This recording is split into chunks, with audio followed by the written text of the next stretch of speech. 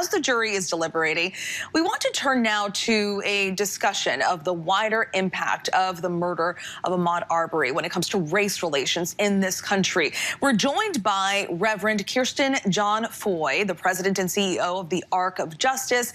Reverend Foy, thank you so much for joining me.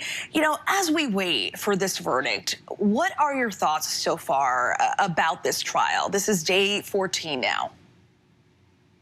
Well, thank you for having me. Throughout the trial, I've tried to maintain a sober optimism. It is not lost upon me that we have arrived at this trial after some controversy. There was no immediate arrest made of the defendants.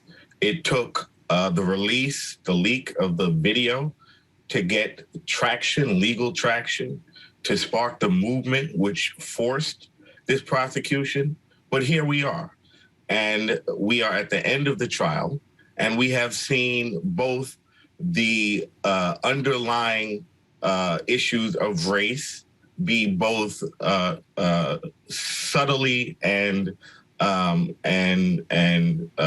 subconsciously introduced into the conversation, but then to have it brought to the fore by the prosecutor in the closing arguments means that there's a tightrope that has to be walked here with respect to race, with respect to equal protection under the law. It was clear by the McMichael's 911 call that race was at the heart of their actions. And so for the prosecutor to try to walk a tightrope and not deal with race head on from the outset had to be a strategic move. I just hope and pray that it was the right move legally. Certainly we could have had a beneficial conversation and examination of race with through the lens of this trial had it been a more prominent issue brought to the fore by the prosecution.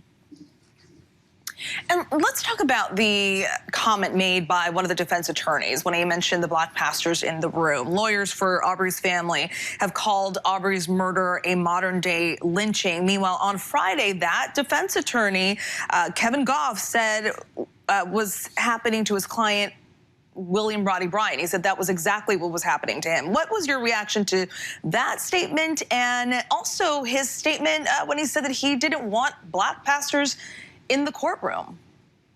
Well, clearly the defense attorney saw race as an opportunity. This is a predominantly white jury, and this defense attorney has used racial sensationalism as part of his strategy. We will see how it worked, but clearly there is a sentiment among both the defense and the prosecution that this jury may not be sensitized to the racial realities faced by blacks in this country, and to bring it to the fore, to deal with it head on by the defense attorney means that they believe they can exploit biases, whether they be implicit or explicit. And for the prosecution to overtly ignore race, I can only conclude that they believe the same, that there are implicit and possibly explicit biases that are maintained by many of these jurors.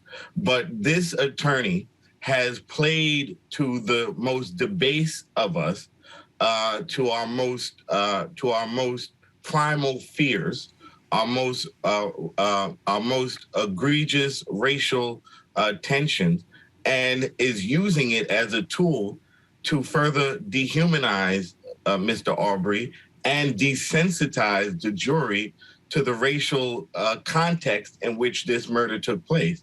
And so it's both disheartening, but it was not surprising. It was clear from the onset that this defense attorney was going to play to white supremacy, play to racism, and play to whatever pre-existing biases these jurors may have. I think it may be a mistake.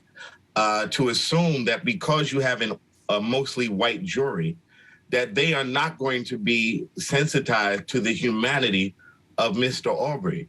But we shall soon see. Earlier this morning, the jury asked to view video evidence in this case. They wanted to see the video multiple times of the defendants chasing down Ahmaud Arbery and shooting him. And they also wanted to hear the 911 call again. What kind of impact does it have, does that evidence have on these cases or incidents like this when they are captured on camera? Well, it says to me that the jury is taking this matter very seriously. What they asked to see was the most graphic evidence that was presented to them in the trial.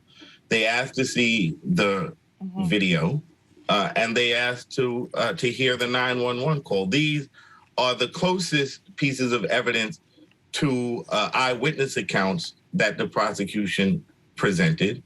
And these are also simultaneously the pieces of evidence that the jury is most interested in contextualizing and dissecting.